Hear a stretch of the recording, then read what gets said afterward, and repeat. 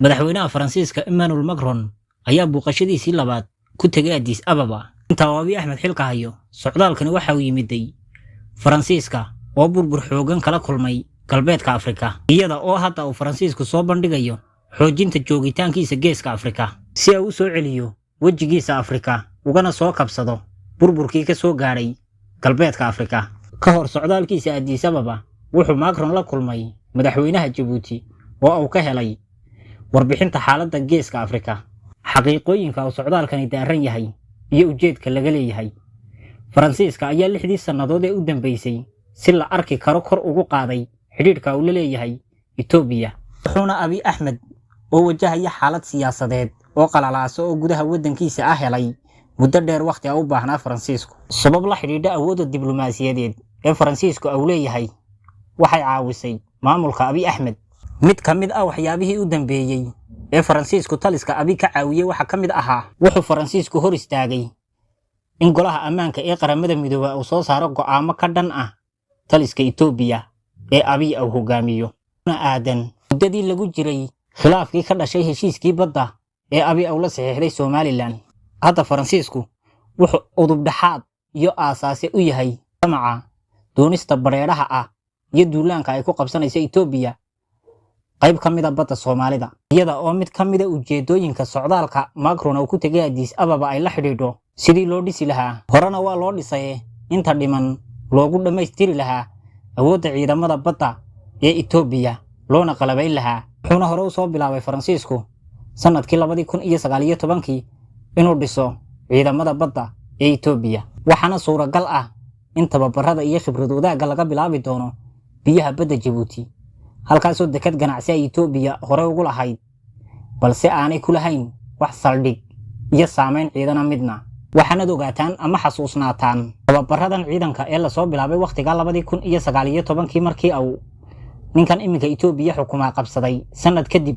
xilliga la soo bilaabay, waan ognahay in aanay Itoobiya wax bad ah haba yaraatee ee lahayn, balse ay doonaysay wadamiciiga ay xilligaasi u bilowday sidii ay ugu habsan lahayd una qabsan lahayd heebaha badda ee Soomaaliya. hadda waxa u muuqata ama uu arkaa Faransiisku in la joogo xilligii ciidanka Itoobiya la dhaxgayn lahaa badda, in laga bilaabayo tababarada iyo khibrad wadaagga intii dhinayd ah in ay ka dhacayso biyaha badda ee Djibouti ee joogitaanka ay ku leeyihiin ciidamada badda ee Faransiisku, iyada oo taasina ay xigto in ay ciidamada Itoobiya si firfircoon iskugu ballaariyaan badda Soomaaliya iyaga oo helaya haystana daboolka Faransiiska. booqashada madaxweynaha Faransiiska ee Macron ee Djibouti iyo Itoobiya ayaa muujinaysa inoona cadaynaysa isbeddelka istiraatiijiyadeed ee geeska Afrika, sidoo kalena ahmiyadda uu siinayo Faransiisku arrimaha badda. waqtigan ayaa tibaaxaysa ama tilmaan ka bixinaysa sida ay dalalka reer galbeedku u doonayaan isballaarinta iyo joogitaankooga badda cas. Faransiisku u dadejinayo damaca Itoobiya ee galitaanka badda ah iyo inay qayb ku habsato qaadatana badda waa inay sare u sii qaadayso saameynta awoodda badeed ee uu Faransiisku ku leeyahay gobolka.